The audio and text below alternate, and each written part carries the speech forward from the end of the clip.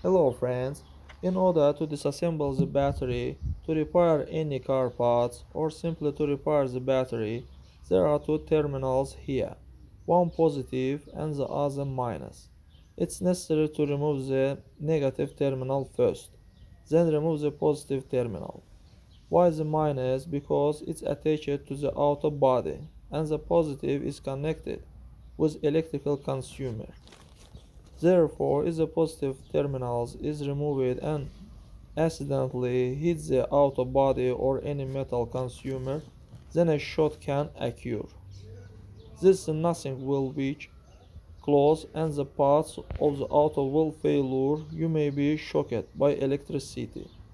Therefore, it's necessary to remove the battery minus to discharge, then remove the positive terminal. And we will put on in the order as it's disposed. First the positive battery terminals and then the negative terminal.